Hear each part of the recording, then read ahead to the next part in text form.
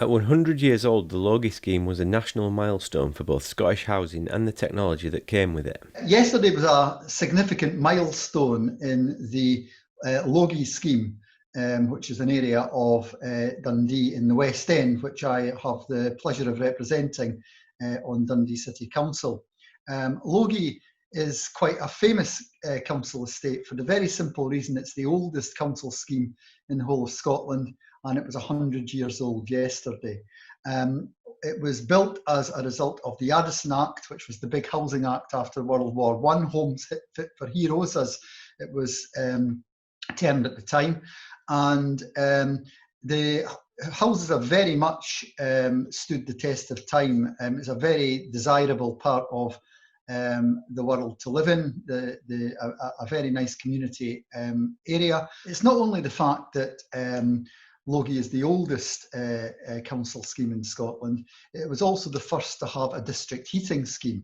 They always said that you could never see the snow melted in, snow sitting rather, on a snowy day in Logie, because the pipes under the pavements were warm at all times because of the district heating scheme, and the snow melted. But the district heating scheme is no longer with us, but and in a way the world's turned full circle, because these are the sort of things that we would actually encourage nowadays, to have a district heating scheme. The coronavirus pandemic has halted celebrations, but locals and those further afield have been encouraged to learn remotely. The slight sadness about the centenary is that we had hoped yesterday to have a little civic event in the sheltered lounge in Lime Street in Logie for the residents of the area that the Lord Provost of Dundee had kindly agreed to attend. And we were also, with the grateful thanks from Dundee City Archives, going to be putting on an exhibition about the Logie estate and its history, which was going to take place in both Blackness Library in our local area in the West End, but also in the Central Library in the centre of Dundee.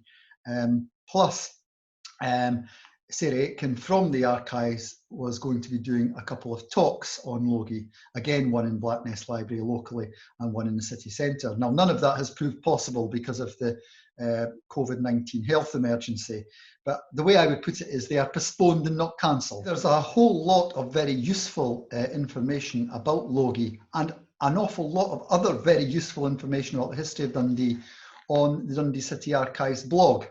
And so if you just search on Google for the Dundee City Archives blog, you will actually find stories about the construction of Logie, which is very interesting. They've done a number of blog posts about that. And the Friends of the Archives also have a great deal of information online. So there is a lot of information out there about local history in Dundee. I think Dundee City Archives and the Friends of the Archives do an absolutely excellent job in terms of promoting the history of the city of Dundee. So a temporary rather than permanent stoppage, but another opportunity during lockdown to find out a piece of local and indeed national heritage. Ian McNally, That's TV.